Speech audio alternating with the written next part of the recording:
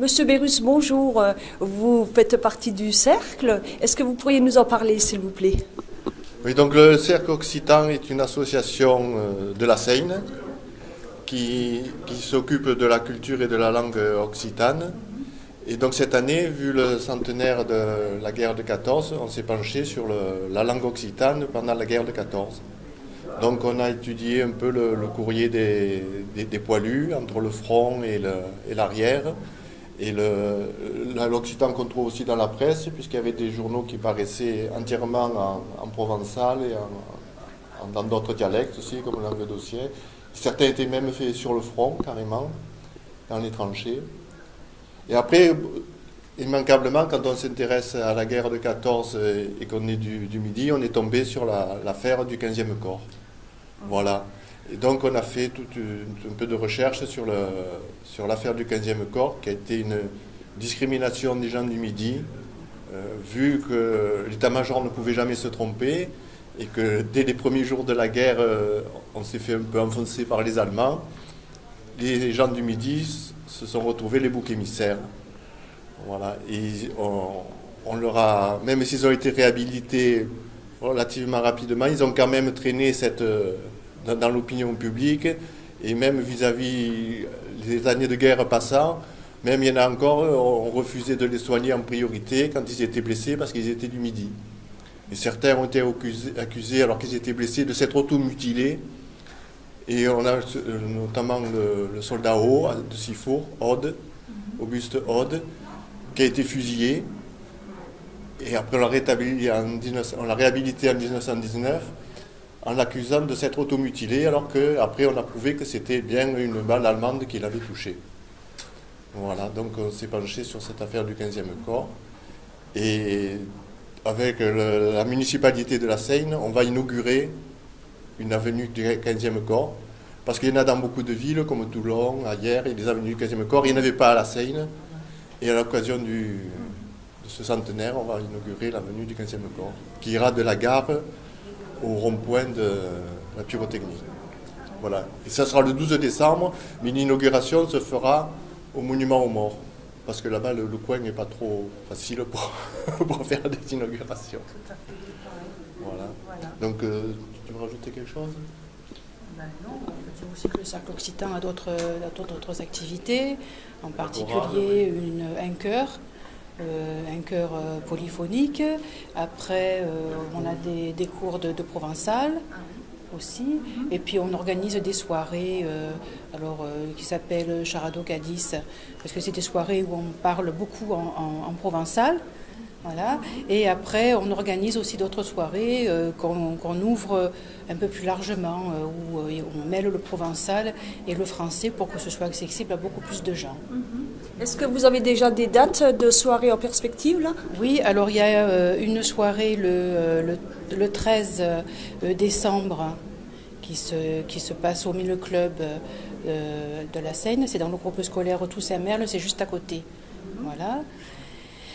Et on a un concert avec le chœur occitan le 6 décembre l'après-midi à 15h30 ici. Au Fort Napoléon, voilà. Et après, il y a des animations aussi le mercredi. Après, il y aura des animations tous les mercredis et une initiation provençale en direction des enfants. Voilà. Voilà. Donc on fait ça les 3 mercredis.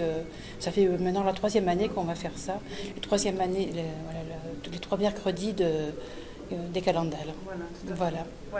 Je vous remercie, madame, pour toutes ces informations. Bonne journée à vous. Madame Diverger, bonjour. Bonjour. Vous êtes la présidente de cette association. Vous pouvez nous la présenter, s'il vous plaît? Oui, je suis la présidente des Cigalousséniens.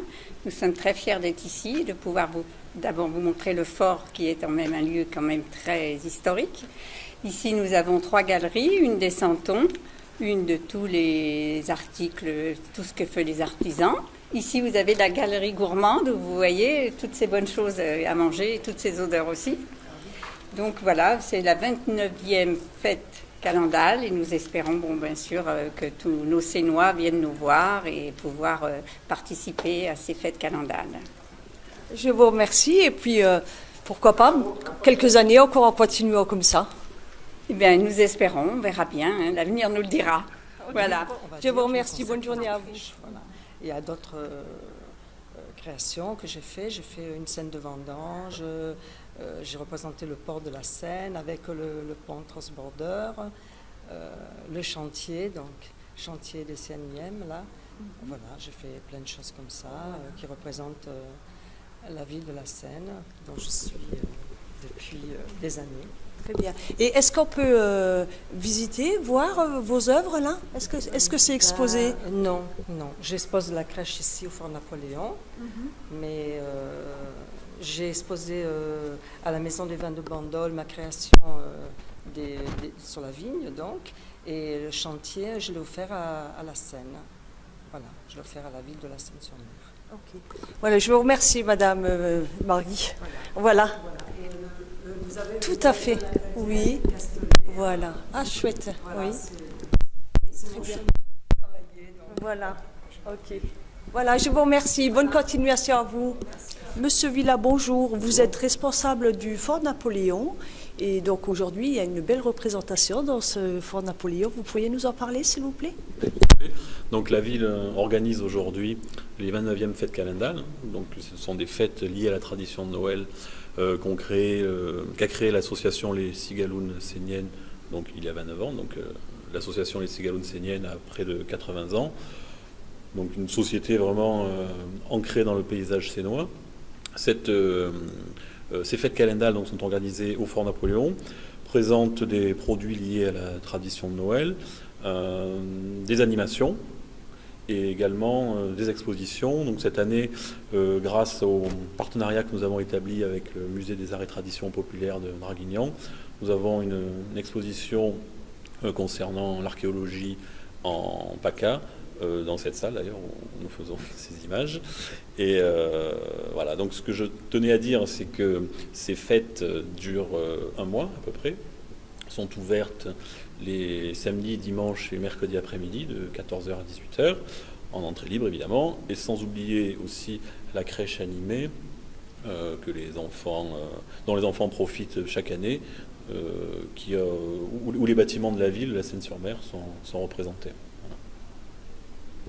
Très bien, Monsieur Villa, je vous remercie. Voilà.